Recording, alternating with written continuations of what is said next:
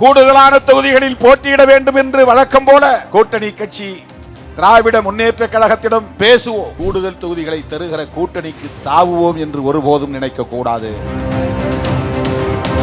திருமாவளவனால் ஒரு கூட்டணி உடைந்தது என்ற ஒரு அவப்பெயர் அரசியல் களத்தில் எப்போதும் நேரக்கூடாது.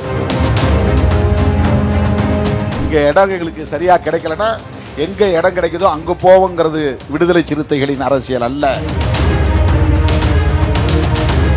திராவிட முன்னேற்ற கழகத்தோடு இணைந்து தேர்தல் களத்தை சந்திக்கிறோம். வெறும் தொகுதிகளுக்காகவா, பதவிகளுக்காகவா?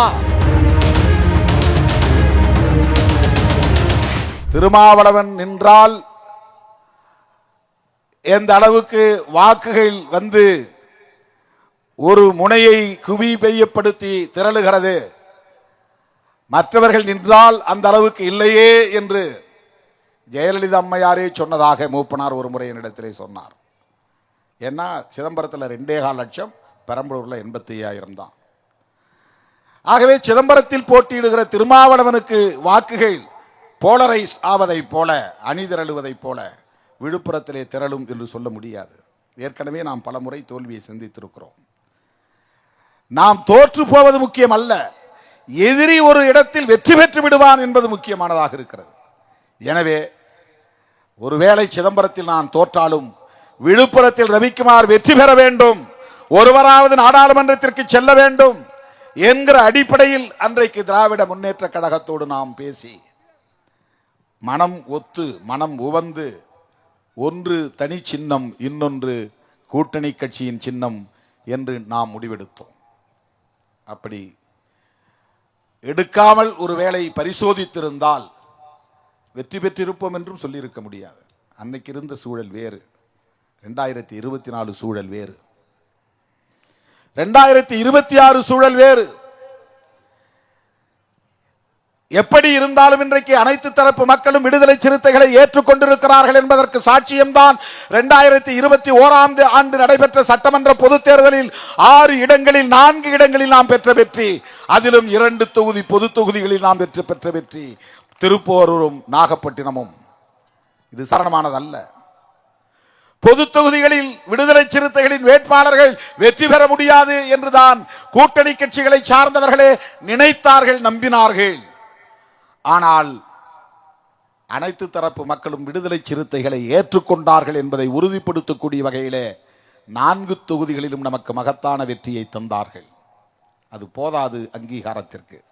ஆகவேதான் சிதம்பரம், விழுப்புரம் நாடாளுமன்ற தொகுதிகளில் பெற்ற வெற்றி நமக்கு அங்கீகாரத்தை ஈட்டி தந்திருக்கிறது.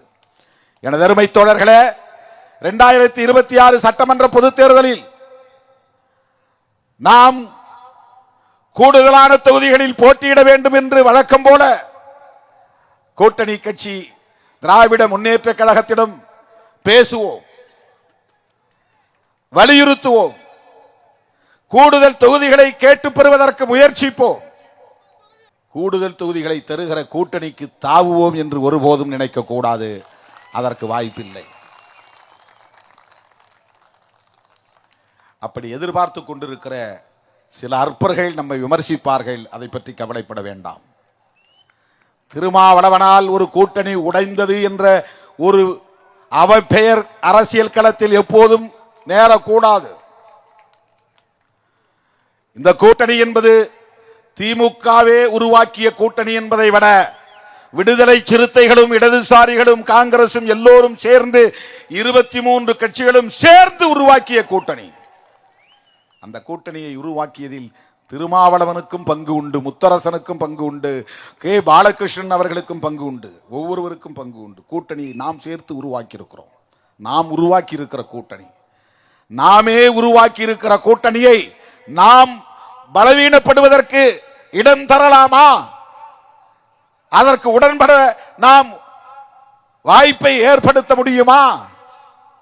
இதுதான் என்னுடைய அணுகுமுறை. இங்க இடம் எங்களுக்கு சரியா கிடைக்கலன்னா எங்க இடம் கிடைக்குதோ அங்கு போவோங்கிறது விடுதலை சிறுத்தைகளின் அரசியல் அல்ல. அப்படி ஒரு அரசியலை நாங்கள் செய்ய மாட்டோம். அதை விட முக்கியம், இன்றைக்கு இடதுசாரிகளோடு இணைந்து நாம் பயணிக்கிறோம். ஏன்?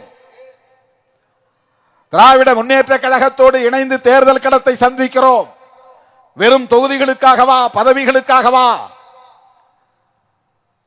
இல்லை என்று நான் அழுத்தமாக சொல்ல கடமைப்பட்டிருக்கிறேன்.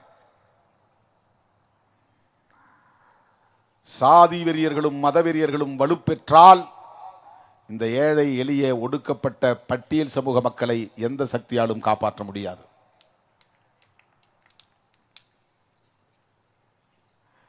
இன்றைக்கு திராவிட முன்னேற்ற கழகம் பெரியார் கொள்கைகளை ஏற்றுக்கொண்ட ஒரு இயக்கம். இடதுசாரி கட்சிகள், விடுதலை சிறுத்தைகள் எல்லோரும் சேர்ந்து ஒரு அணியாக இருந்து இன்றைக்கு ஆளும் சக்தியாக இருக்கிற சூழலிலும் கூட சாதியவாதத்தை நம்மால் ஒரு கட்டுக்குள் வைத்திருக்க முடியவில்லை. எப்படியோ போகட்டும் என்று திமுக நினைப்பதாக நாம் கருதவில்லை. பாதிக்கப்படுகிறவர்கள் தலித்துகள் தானே என்று அலட்சியப்படுத்துவதாக நான் கருதவில்லை. நம்மோடு சேர்ந்து அவற்றை எல்லாம் கட்டுப்படுத்த வேண்டும், ஒடுக்க வேண்டும் என்கிற உணர்வும் பிடிப்பும் அவர்களுக்கு இருப்பதாக உணர முடிகிறது, நம்புகிறோம். அப்படி இருந்தும் இன்னும் சாதிய வன்கொடுமைகள் மேல் பாதி கோவிலிலே நுழைய முடியாத நிலை.